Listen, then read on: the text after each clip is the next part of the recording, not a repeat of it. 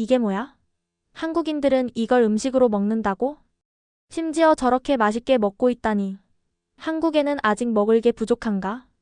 여기 서울의 광장시장 안에서 일본 최고의 식당 후계자가 시장 상인이 만드는 음식을 보고 경악하고 있습니다. 그가 한국에서 받은 음식에 대한 충격은 그의 인생까지 송두리째 바꾸었다고 하는데요. 과연 어떤 일이 벌어진 걸까요? 지금 바로 시작합니다. 안녕하세요. 제 이름은 다카하시료입니다. 도쿄에 있는 200년 전통의 식당 하나사쿠의 후계자예요. 저는 일본 요리의 정확함과 섬세함을 평생 익혀왔죠. 어릴 때부터 아버지 밑에서 칼질을 배우며 전통을 지키는 것이 무엇보다 중요하다고 믿어왔어요. 오늘도 요리에 대한 자부심으로 하루를 시작하기 위해 제 손에 든 칼을 가만히 바라봤어요. 주방 불빛 아래서 칼날이 반짝이고 있었죠. 이 칼은 우리 다카하시 집안에서 5대째 물려받은 보물이에요.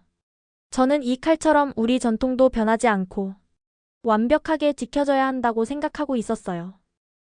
내 말 듣고 있는 거냐? 아버지 목소리에 생각이 끊겼어요. 고개를 들어보니 아버지가 지친 눈으로 저를 보고 계셨어요. 65의 나이에도 아버지는 주방에서 여전히 존경받는 분이었지만 요즘 하시는 말씀들이 제 마음을 불편하게 했어요. 네, 아버지. 들었어요. 칼을 조심스레 도마 위에 내려놓으며 말했어요. 하지만 이해가 안 돼요. 왜 다른 걸 배워야 하죠? 우리 식당이 200년 동안 명성을 유지할 수 있었던 건 전통을 지켜왔기 때문이에요. 아버지는 한숨을 쉬며 의자에 앉으셨어요. 늦은 저녁이었고 마지막 손님들이 막 돌아간 참이었죠. 주방 직원들도 모두 퇴근하고 조용한 주방에 우리 둘만 남았어요. 넌 이제 35이잖아. 내가 알려줄 수 있는 모든 요리 기술을 다 배웠어.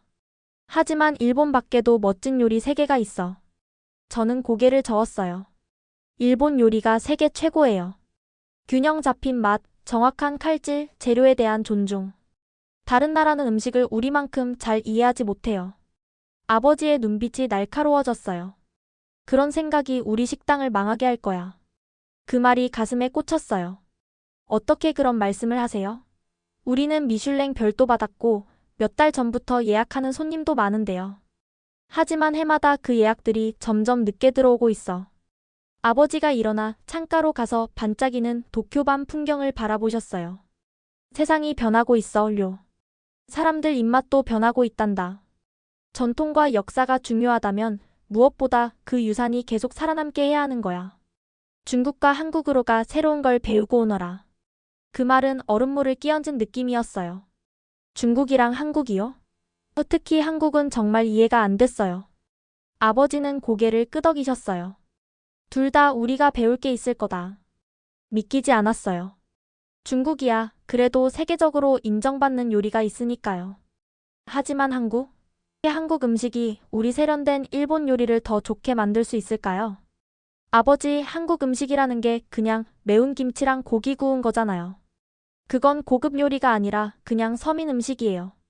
아버지가 갑자기 식탁을 탁 치셨어요. 그런 무지한 생각이 우리 가족이 쌓아온 모든 걸 망치게 될 거야. 또 목소리가 빈 주방에 울려 퍼졌어요. 저는 깜짝 놀랐어요. 아버지가 소리를 높이시는 건 정말 드문 일이었거든요. 내가 음식에 대해 다 안다고 생각하니? 아버지는 목소리를 낮추셨지만 단호했어요. 세계 여러 나라 음식을 맛보지도 않고 어떻게 판단할 수 있어? 이해도 못하는 걸 어떻게 평가해? 우리 사이에 잠시 침묵이 흘렀어요. 벽식의 초침 소리만 똑딱거렸죠. 한 달이면 돼, 아버지가 마침내 말씀하셨어요.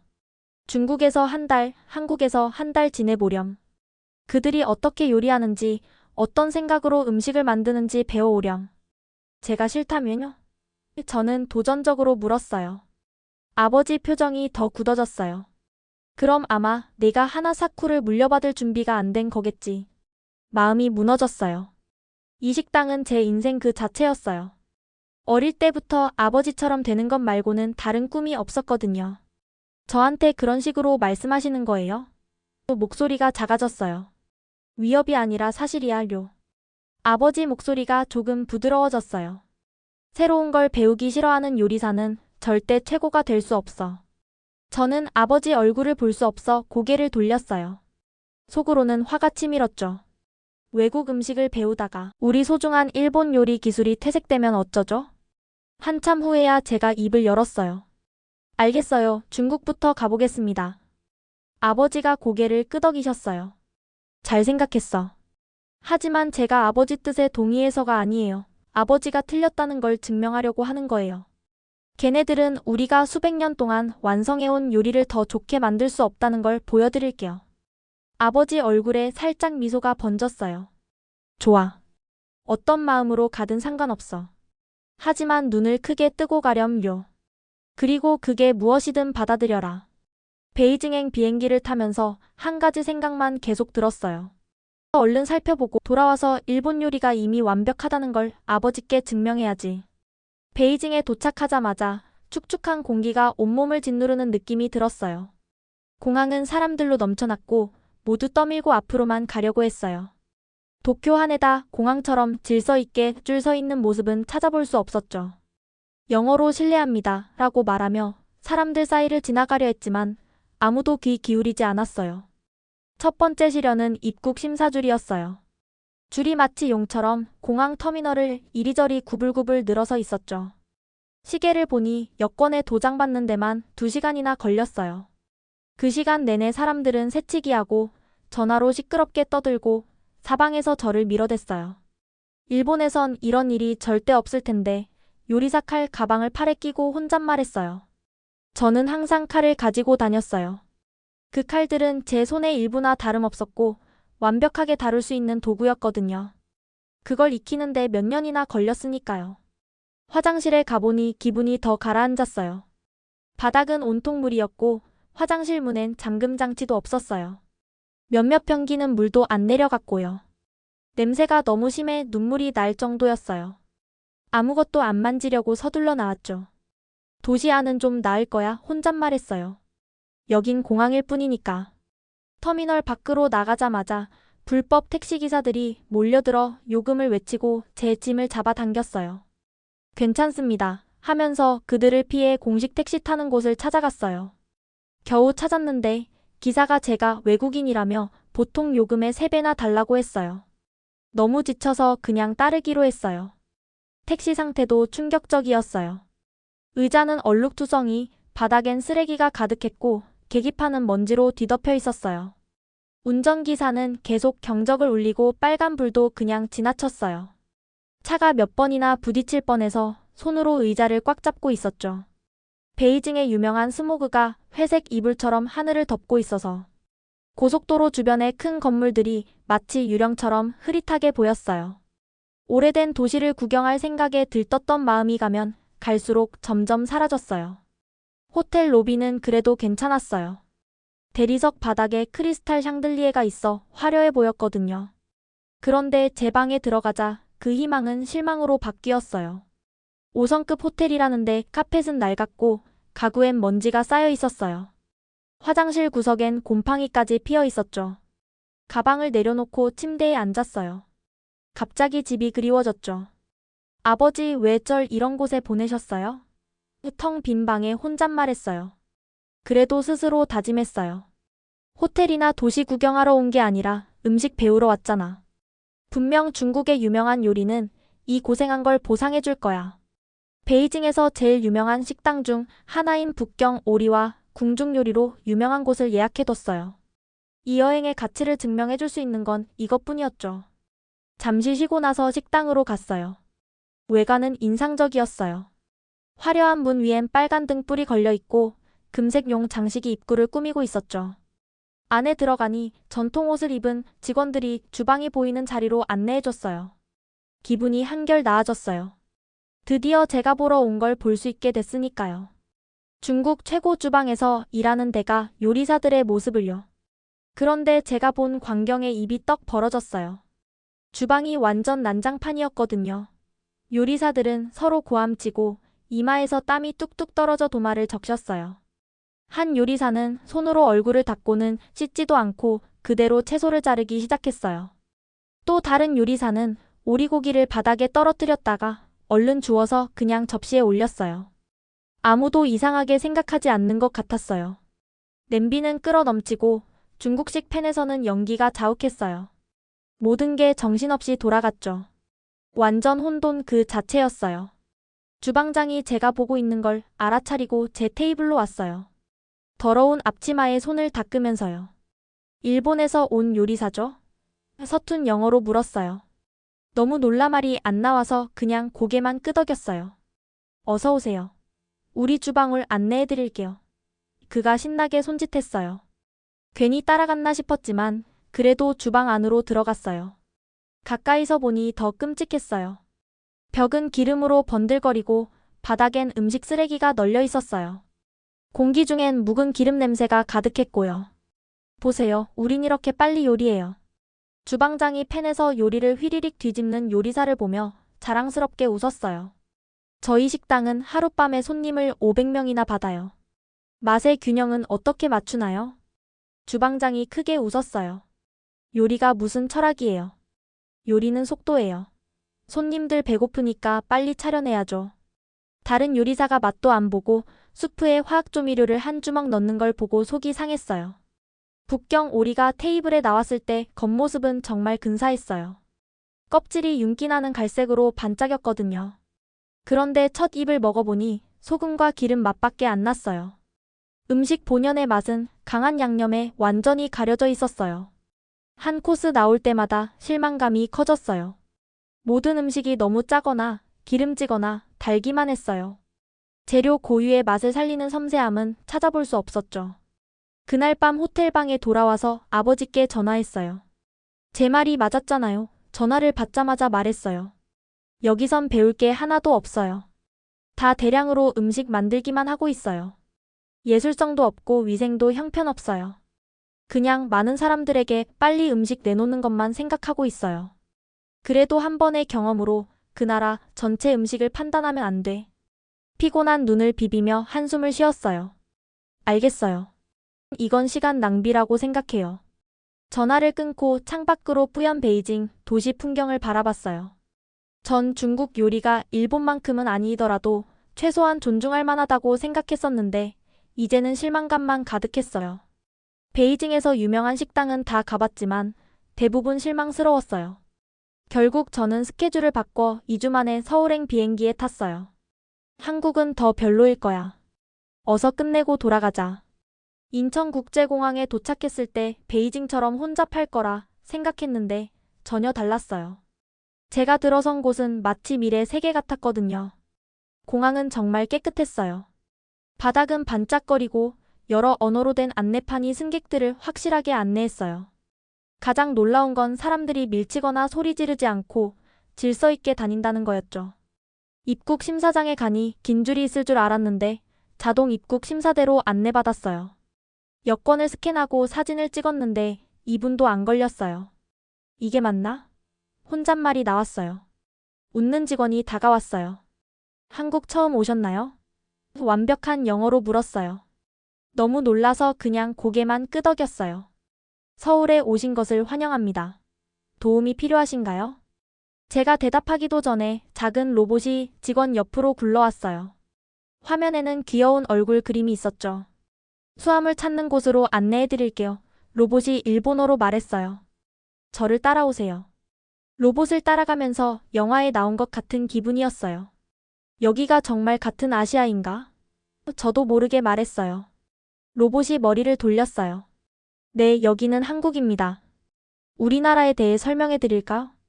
너무 당황해서 그냥 고개를 저었어요. 짐은 이미 나와 있어서 다시 한번 놀랐어요. 이렇게 빠르다니 정말 놀랍네. 저는 짐을 찾고 공항 안에 있는 기차역으로 갔어요. 베이징에서 악몽 같은 택시를 다시 경험하고 싶지 않았거든요. 여기선 다들 서울행 기차를 기다리며 줄을 서 있었어요. 전광판에는 기차 도착 시간이 분 단위로 딱딱 표시되어 있었죠. 기차는 딱 시간 맞춰 도착했어요. 안은 깨끗했고 에어컨도 잘 나왔어요. 사람들은 조용히 앉아있고 대부분 마스크를 쓰고 있었어요. 서울로 가는 동안 창밖 풍경이 푸른 시골에서 현대적인 도시로 바뀌는 걸 봤어요. 높은 빌딩들이 하늘 높이 솟아있고 유리 건물들의 햇살이 비치고 있었어요. 이게 진짜 맞아? 한국에 대해 내가 생각했던 게 하나도 맞지 않네. 서울역에서 지하철로 갈아탔는데 안내판이 너무 잘 되어 있었어요. 지하철은 깨끗했고 전자지도가 각 역을 보여주고 4가지 언어로 안내방송도 나왔어요. 호텔 근처 역에서 나오니 거리가 깨끗하고 질서정연했어요. 차들은 신호를 잘 지키고 횡단보도에서 사람들을 위해 멈춰 섰어요. 인도도 넓고 깨끗했죠. 제 호텔은 세련된 유리 외관의 현대적인 건물이었어요. 체크인도 친절하고 빠르게 해주셨어요. 방은 정말 깨끗했는데 도쿄 호텔보다 더 최신식이었어요. 따뜻한 변기 시트, 모든 걸 조절하는 잔자기기, 그리고 한강 전망은 정말 멋있었어요. 생각했던 것과 너무 달라. 혼자 인정했어요. 하지만 곧 놀라움을 떨쳐냈죠. 도시는 인상적이더라도 음식까지 좋을 거란 법은 없지. 밤이 되자 배가 고파졌어요. 긴 여행에 배가 무척 고팠죠. 서울 거리는 네온사인과 가로등 불빛으로 환했고 아까 내린 비로 젖은 바닥에 여러 색깔이 반사되고 있었어요. 처음에는 고급 식당이나 갈까 했어요. 도쿄에서처럼 정교한 요리를 맛볼 수 있는 곳이요. 호텔 로비에 있는 안내 직원에게 물어봤어요. 그는 머리를 반듯하게 넘기고 깔끔한 정장을 입고 있었죠. 고급 식당 좀 찾고 있어요. 진짜 한국 음식인데 좀 세련된 곳으로요. 그는 시계를 확인하고 살짝 미간을 찌푸렸어요. 대부분 고급 식당은 9시에 주방을 닫아요. 좀 늦으셨네요. 뭐라도 열려있는 곳이 없을까요? 저는 한국의 제대로 된 요리를 맛봐야 해요. 직원은 잠시 생각하더니 표정이 밝아졌어요.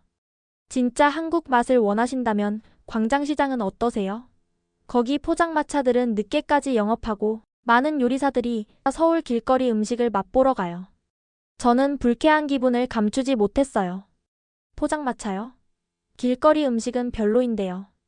손님, 직원이 좀 더 가까이 몸을 기울이며 말했어요. 그 포장마차 주인들 중에는 같은 음식 하나만 40년 동안 만들어 온 분들이 계세요. 그들의 손맛은 대대로 내려왔고 그곳은 서울에서 가장 맛있는 음식을 먹으러 현지인들이 가는 곳이에요. 다시 거절하려는 찰나 제 배에서 크게 꼬르륵 소리가 났어요. 알겠어요. 제가 마지못해 동의했어요.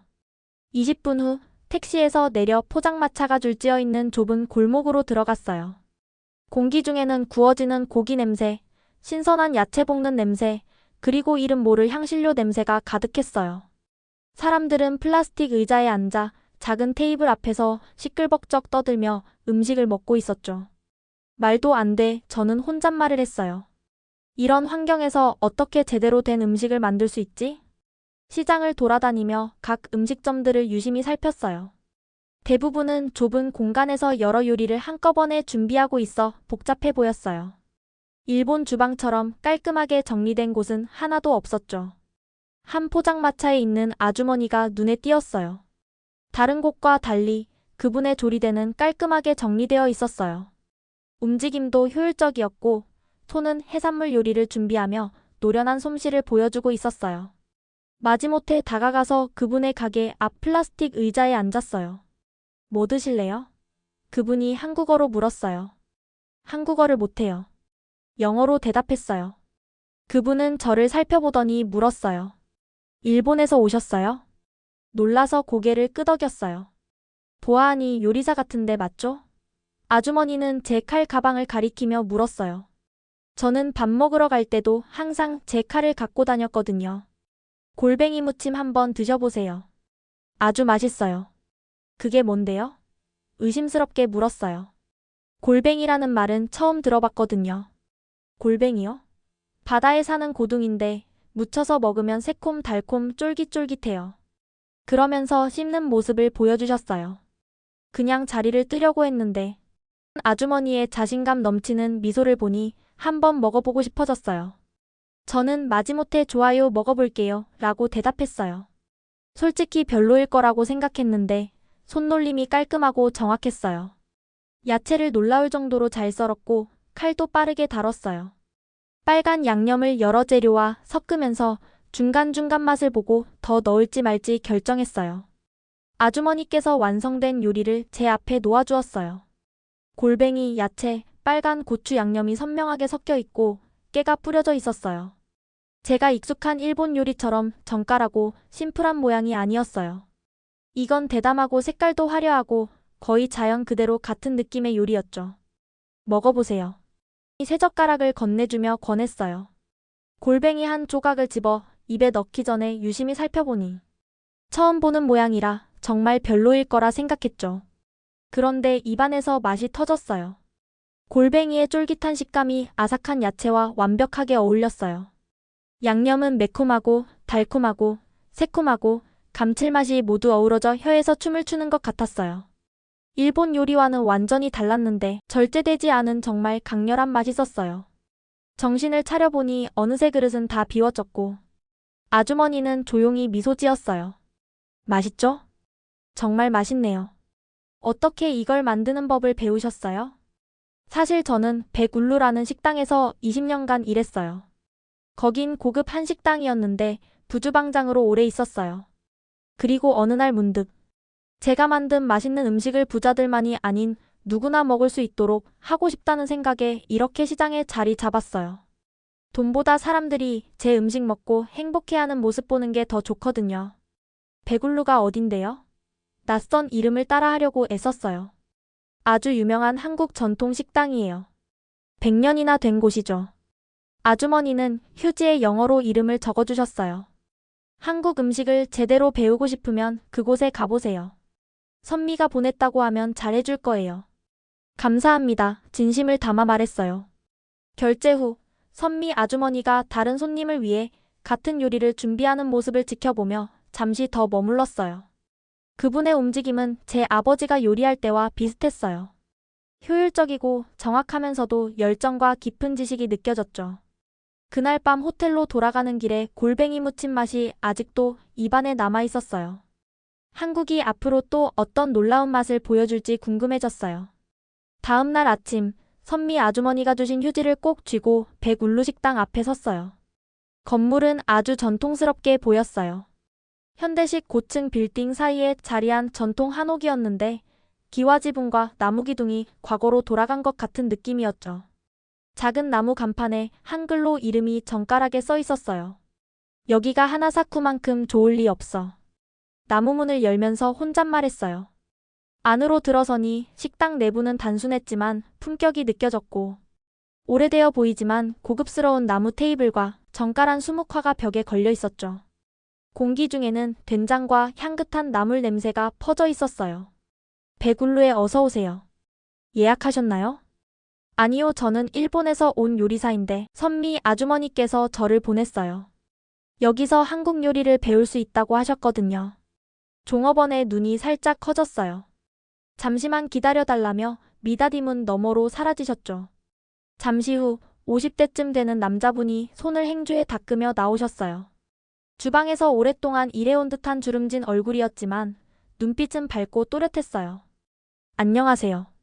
박정우 총주방장입니다. 억양은 있지만 또렷한 영어로 말씀하셨어요.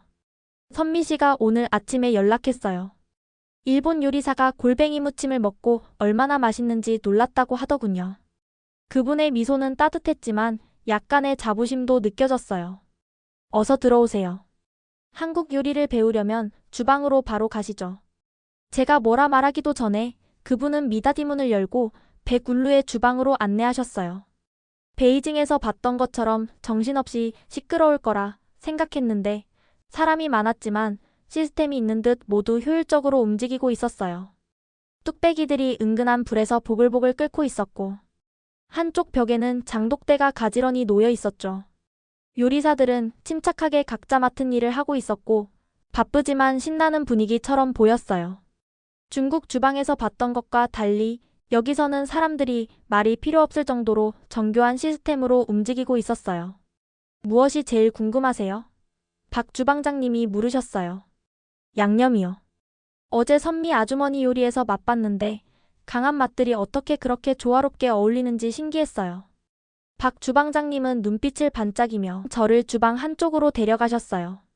그곳에는 여러 종류의 장과 양념이 옹기에 담겨 있었죠. 이게 고추장입니다. 옹기 뚜껑을 열며 말씀하셨어요.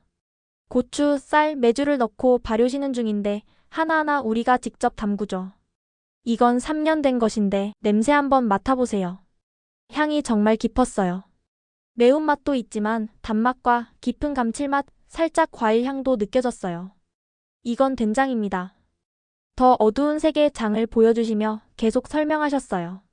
콩으로 만든 메주를 발효시킨 건데 일본의 미소와 비슷하지만 맛이 더 진합니다. 하루 동안 박 주방장님은 한국 요리의 기본을 가르쳐 주셨어요. 이것 좀 드셔보세요. 박 주방장님이 진한 갈색 국물 한 숟가락을 건네셨어요. 맛이 정말 놀라웠는데 깊고 풍부한 맛이 입안에서 천천히 퍼져나갔어요. 이건 뭐죠? 감동한 목소리로 물었어요. 곰탕입니다. 소뼈를 12시간 동안 고아낸 거예요. 그분은 제 놀란 표정을 보고 미소 지으셨어요.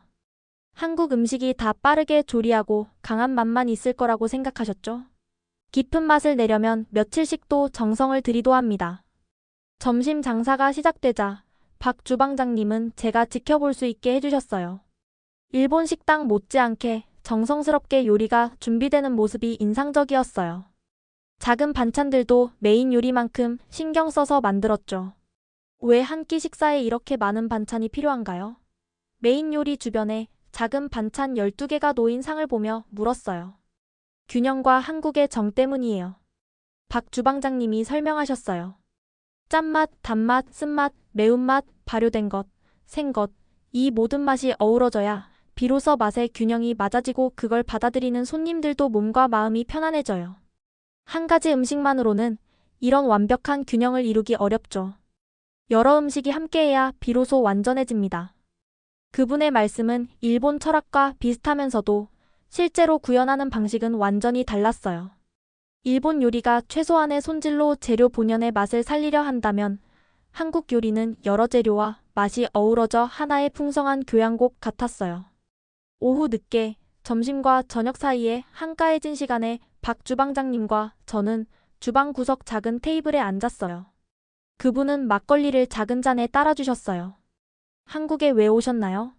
그분이 직접적으로 물으셨어요. 아버지의 협박과도 같은 강요, 일본 요리가 최고라는 제 생각, 그리고 변화를 받아들이기 힘들었던 마음을 솔직하게 말씀드렸어요. 박 주방장님은 조용히 들어주셨어요. 제 이야기가 끝났을 때 그분은 잠시 생각에 잠기셨어요. 음식은 기술만의 문제가 아닙니다. 그분이 마침내 말씀하셨어요. 역사와 가족, 생존에 관한 거죠. 한국의 겨울은 매우 추웠고 우리는 살아남기 위해 김치나 장과 같은 발효 음식이 필요했죠. 야채를 소금으로 절이는 방법은 더운 여름에 음식이 상하지 않게 도와줬고요. 모든 요리에는 우리 조상들의 지혜가 담겨 있습니다. 이건 누가 더 나은지 겨루는 경쟁이 아니에요, 료씨. 당신들의 전통도 아름답고 우리 것도 그렇죠. 다르지만 모두 존중받을 가치가 있지 않을까요? 그날 저녁 백운루를 나오면서 머릿속에는 새로운 생각들이 가득했어요. 제가 그토록 자랑스러워하던 200년 전통이라는 말이 이제는 그리 대단해 보이지 않았어요. 박 주방장님은 저를 3주 동안 주방에서 일하게 해주셨어요. 그곳에서 김치 담그는 법, 고추장의 복잡한 맛 균형 맞추는 법, 그리고 발효가 어떻게 다른 방법으로는 낼 수 없는 깊은 맛을 만들어내는지 배웠어요. 한국 요리는 너무나 정교하고 복잡했어요. 오히려 일본 요리와는 전혀 다른 방식으로 정교했죠. 호텔 방으로 돌아와 아버지께 전화를 걸고 인사도 없이 바로 말했어요. 이제야 아버지 말씀을 이해할 것 같아요. 오 그래? 아버지 목소리에 미소가 묻어났어요. 음식은 우리가 이미 알고 있는 것을 완벽하게 하는 것만이 아니더라고요. 우리가 왜 이렇게 요리하는지 이해하고 다른 사람들이 왜 다르게 요리하는지 열린 마음으로 배우는 거예요. 그래? 한국에서 경험이 너를 변화시켰구나. 시장 포장마차의 골뱅이 무침, 박 주방장님 요리에 담긴 깊은 맛, 그분의 주방에서 본 존중과 정성이 떠올랐어요. 한국의 모든 음식에는 누군가를 생각하는 마음이 담겨 있었어요. 단순히 맛있는 음식을 만드는 게 아니라 그 음식을 먹는 사람의 건강과 행복을 진심으로 바라는 마음이요. 선미 아주머니가 말씀하셨던 것처럼 비싼 식당에서만 아니라 평범한 시장에서도 모든 사람들에게 정성스러운 음식을 대접하려는 따뜻한 배려가 느껴졌어요. 네, 정말 많이 놀랐어요. 그래 잘 됐구나. 아버지가 무심하게 말씀하셨어요. 다행이야 료. 내가 진정한 요리사로서 거듭나게 되어서 도쿄를 떠난 지 2달 만에 집으로 돌아왔어요. 저는 떠날 때와는 완전히 다른 사람이 된 기분이었어요. 한국에서 가져온 식재료들, 레시피 노트, 그리고 무엇보다 새로운 가능성을 받아들일 준비가 된 마음이 담겨 있었으니까요. 아버지는 한해다 공항에서 저를 기다리고 계셨어요. 표정은 차분했지만 눈빛에는 호기심이 어려 있었죠. 돌아왔구나, 료. 아버지가 살짝 고개를 숙이며 말씀하셨어요. 저는 더 깊이 고개를 숙였어요. 저를 보내주셔서 감사합니다, 아버지. 아버지 말씀이 맞았어요. 아버지 얼굴에 작은 미소가 스쳤지만 식당으로 가는 동안 아무 말씀도 안 하셨어요. 하나사쿠는 제가 떠났을 때와 똑같았어요. 하지만 이상하게도 이제는 제 눈에 다르게 보였어요. 오늘 저녁에 제가 요리를 준비하고 싶어요. 제가 연구해온 특별한 요리요. 아버지가 눈썹을 살짝 올리셨어요. 직원들을 위한 거니, 손님들을 위한 거니? 저는 자신있게 손님들을 위한 새로운 요리라고 말했어요. 우리 전통을 지키면서도 한국에서 배운 기술을 넣은 거예요. 딱 한 가지만 만들어 보거라. 그리고 내가 먼저 맛을 봐야겠다. 그날 저녁 손님들이 다 가고 난 후 저는 한국식 재료들을 손질했어요. 주방 직원들이 제가 준비하는 모습을 호기심 어린 눈으로 지켜봤어요. 젊은 후계자가 해외에 갔다가 외국 아이디어를 가지고 돌아왔으니 하나사쿠에 어떤 변화가 생길지 걱정되는 눈치였죠. 저는 차분하게 요리를 시작했어요. 한국 기술과 일본의 정확함을 섞었죠. 기본은 일본 전통 국물인 다시였지만 된장을 약간 넣어 깊이를 더했어요. 일본 주식인 메밀국수를 준비했는데 제 눈을 처음 뜨게 해준 골뱅이 무침에서 영감을 받은 양념을 얹었어요. 골뱅이는 간단하게 준비해 본연의 단맛을 살렸죠. 모든 걸 그릇에 담았는데 보기에는 일본식으로 깔끔하고 단정했지만 색감은 한국의 대담함이 느껴졌어요. 완성된 요리를 내놓자 아버지는 한동안 바라보셨어요. 이게 뭐냐? 아버지가 담담한 목소리로 물으셨어요. 골뱅이 비빔소바예요. 저는 말했어요. 한국의 맛과 일본의 기술을 섞은 요리예요. 아버지의 표정은 알 수 없었고 젓가락을 집어들자 주방이 조용해졌어요. 아버지의 첫 한 입을 먹었어요. 숨이 저절로 막혔어요. 과연 아버지가 제가 배운 것, 제가 얼마나 성장했는지 알아주실까요? 아니면 이런 새로운 시도, 우리 전통의 변화를 거부하실까요? 아버지는 눈을 감은 채로 천천히 음식을 씹으셨어요. 이건. 아버지가 말을 시작하셨다가 멈추셨어요. 다시 한 입 또 한 입 드셨어요. 마침내 젓가락을 내려놓으며 말씀하셨어요. 이건 하나사쿠 요리가 아니야. 가슴이 철렁 내려앉았어요. 이건 우리 손님들이 원하는 게 아니야. 주방 직원들은 민망해하며 발끝만 내려다봤어요. 실패했다고 생각하는 순간 아버지의 목소리가 약간 부드러워졌어요. 하지만 이건 정말 특별하구나. 저는 놀라서 올려다봤어요. 맛이 좋으세요? 좋다는 말론 부족해. 아버지가 다시 젓가락을 드셨어요. 이 음식은 잊고 있던 도전을 생각나게 하는구나. 50년 요리 인생 동안 모든 맛을 다 안다고 생각했는데 하지만 이건 나에게 새로운 것을 알려주는구나. 주방의 긴장이 풀렸어요. 직원들은 몸을 앞으로 기울이며 우리의 까다로운 아버지를 감동시킨 이 요리가 궁금했어요. 저희도 맛봐도 될까요? 다카하시 사장님? 히로시, 우리 중 가장 오래된 요리사가 물었어요. 아버지가 고개를 끄덕이셨고 한 명씩 그들은 제 요리를 맛봤어요. 그리고 모두 아버지와 같은 놀라움을 보였어요. 내일 우리는 이걸 특별 한정 메뉴로 내놓을 거야. 다음 날 저녁, 저는 실제 손님들을 위해 골뱅이 비빔소바를 준비했어요. 첫 주문은 단골 손님에게서 왔는데 30년 동안 하나사쿠에서 식사해온 할아버지였죠. 주방 문 틈으로 그분의 첫 한 입을 긴장되게 지켜봤어요. 할아버지의 눈이 커졌고 직원을 불러 뭔가를 물으셨어요. 직원은 저를 보고 나오라고 손짓했어요. 이 손님께서 이 요리의 영감이 뭐였는지 알고 싶어 하세요. 테이블에 다가가 인사드렸어요. 최근에 한국에 다녀왔는데 이 요리는 두 나라의 기술과 맛을 함께 담았어요.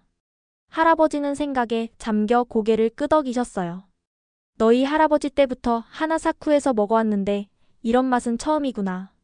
할아버지는 잠시 말을 멈추셨고 저는 혹시 비판을 하실까 긴장했어요. 정말 놀랍구나. 눈이 열리는 것 같아. 소문은 빠르게 퍼졌어요. 일주일이 지나자 손님들은 특별히 제 한국 요리를 맛보기 위해 찾아왔어요. 음식 평론가들도 와서 하나사쿠가 어떻게 전통을 존중하면서도 새롭게 변화하고 있는지에 대한 찬사 가득한 기사를 썼어요. 한 달 후 전례 없는 일이 일어났는데 그건 바로 미슐랭 가이드가 하나사쿠에 세 번째 별을 줬어요. 이건 최고의 영예였죠. 평가자는 특히 한국과 일본 요리 기술의 새로운 결합이 최고의 등급을 받은 이유라고 언급했어요. 소식을 들은 그날 밤 아버지는 모든 직원들과 모임을 가졌어요. 오늘 우리는 미슐랭 3스타를 받았습니다. 이 영광은 우리뿐만 아니라 우리를 가르쳐 주신 분들 모두의 것입니다. 아버지가 저를 향해 돌아섰어요. 내 요리에 영감을 준 선생님들에 대해 이야기해 주렴. 감정이 목구멍까지 차올라 꿀꺽 삼켰어요. 서울에 있는 100년 된 식당 배굴루의 박 주방장님과 광장시장에서 작은 포장마차를 운영하는 이선미 아주머니입니다. 그분들의 지식이 새로운 가능성을 열어주었어요. 아버지는 엄숙하게 고개를 끄덕이셨어요. 내일 그분들에게 편지를 쓰거라. 우리의 귀한 손님으로 도쿄로 초대하자꾸나. 다음 날 일본 유명 음식 잡지사에서 아버지를 인터뷰하러 왔어요. 하나사쿠는 항상 전통 일본 요리의 대표로 알려져 왔습니다. 한국의 영향을 받아들이기로 결정하신 이유가 무엇인가요? 아버지는 저를 바라보셨어요. 아버지의 눈에는 제가 전에는 거의 본 적 없는 따뜻한 자부심이 담겨 있었죠. 진정한 전통은 멈춰 있는 게 아니요. 각 세대와 함께 살아 움직이는 것이지. 그리고 이 영광은 우리만의 것이 아닙니다. 아버지의 목소리가 감정으로 살짝 떨렸어요. 우리는 그들의 오랜 지혜를 아낌없이 나눠준 한국 요리사분들께 빚을 졌습니다. 이선미 씨와 박정우라는 한국의 요리사들의 가르침이 없었다면 오늘의 성취는 불가능했을 것입니다. 그분들은 우리에게 단순한 맛이 아닌 음식에 담긴 마음을 보여주셨습니다. 아버지를 지켜보며 저는 문득 깨달아요. 그들은 낯선 이방인인 저에게 아무런 대가 없이 지혜를 나누어 주었다는 사실을요. 선미 아주머니, 정우 주방장님, 이 자리를 빌어 진심으로 감사합니다. 제가 쓴 편지가 한국에 도착해 우리가 다시 만나게 된다면 그때는 저희 또한 우리의 음식이 전해지도록 나누고 싶습니다. 오늘의 사연 잘 시청하셨나요? 오늘 소개된 사연이 여러분의 마음을 따뜻하게 만들었다면 구독과 좋아요를 눌러주세요. 여러분의 구독과 좋아요는 영상을 제작하는 데 있어 정말 큰 힘이 됩니다. 그럼 지금까지 감동 스폰서였고요. 끝까지 시청해주셔서 감사합니다.